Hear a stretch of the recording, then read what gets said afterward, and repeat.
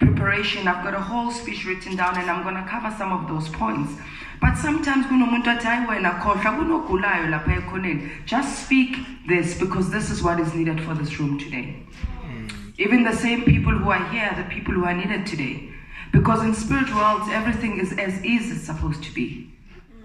So as African, that's what we understand. Because when we speak about a creator, we speak about, as I said, divinity, and divinity is beingness. So when we speak about beingness and we're looking at the element of, then what does it mean to be well? What does well-being mean? And I didn't even dare to Google the meaning in the dictionary, because it's quite limited in the way it looks and understands things sometimes. Because with us, as we understand that spirituality is an essence of who we are, so therefore everything that we understand comes from that premise.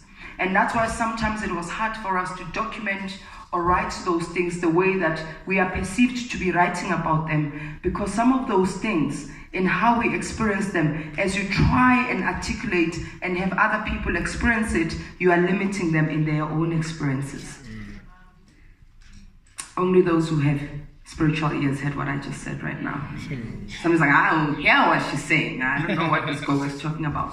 But that's what we mean, because when we mean of well-being, for us, when we look at the whole issue of wellness, when we look at the whole issue of health, when we look at the whole issue of wealth, we're looking at the issue of what is a turbulence or what is a destruction towards that. And we call it and we name it disease. Because a lot of us always look, if you're a doctor in this room, of course, when they say disease, you're always thinking about, physical stuff, what's disturbing the biological well-being of the person. But disease is what is not at ease within ourselves. And we know colonization is one biggest disease.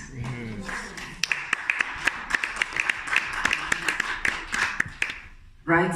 And when we speak about it, and then we're told to get over it. 25 years, how many are we? I don't count the democracy. Where are we in democracy? Yeah, maybe until something shifts, I work with Sangoma students who have to leave their work because systems that they work in don't understand our spirituality.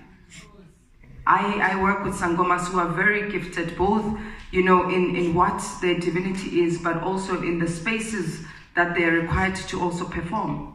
But because we still work, we work within systems of westernization, that when you come with your beads, when you come with things that they don't understand, they start to think of the Shaka Zulu Sangoma person.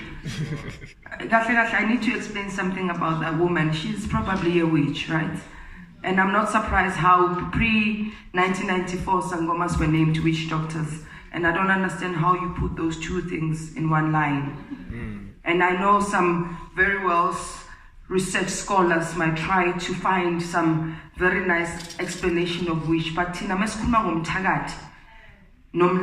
those two things mean two different meanings altogether. They don't belong in one sentence.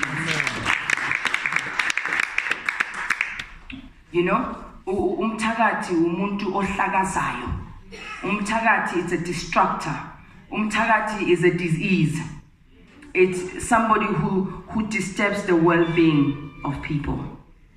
So when we speak of umthakathi, that's what we speak of. And when we speak of umlapi, we speak about a restorer, somebody who restores and somebody who brings back into health what has been destructed. So on my way here, there was a song I was singing, and I was thinking, why am I singing this song? And it's but wembulala mina ngethwa ushiya bantu wemthakathi mlala mina ngethwa kodwa ushiya bantu